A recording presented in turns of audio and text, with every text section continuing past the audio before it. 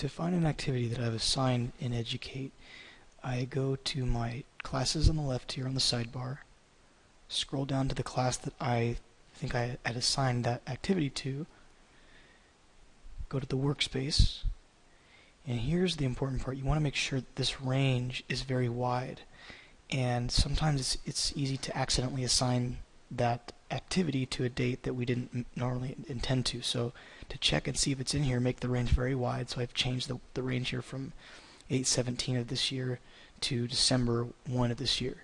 And when I do that and hit click refresh data, now I can find, here's the MT project 1. So here's this one, and to see when it was assigned, I click on it, edit setup, and here's where I can see that it was assigned on 9/5 and it was due on the 24th today. So that's why if that range that I saw before wasn't in these two dates, it would not show up. So again, if you're going back here, now that I changed that range, it's right here, and on the right I can see all these students that have turned it in. And if I want to view any of these projects, I just click on the project and it will download it and allow it to be viewable. Another way just to find out if an activity that you've created exists at all is just to go to your resource database, and here on the search, this is where you want to put created by, and you would change this to your name. So scroll down and find your teacher name on here,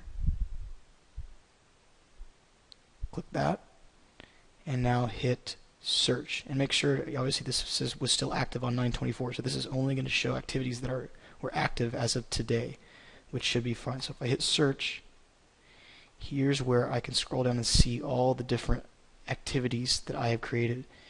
And if we scroll down and go to the, there's a lot of pages here, but if we scroll down to the next page, we can see all of these.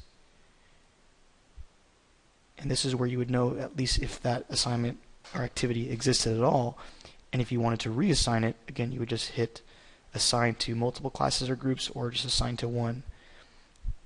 And this is where you would go down and select which class you wanted it to be assigned to. And the important part also here is the assign date that you set and then the due date that you set, because these default to the same day, which is today. So you want to make sure that you have those due dates where you want them to be. And then also, of course, when you go to search for this activity in your workspace to see student work that's been turned in, you want to make sure that the range is in that range of the dates assigned that you had selected.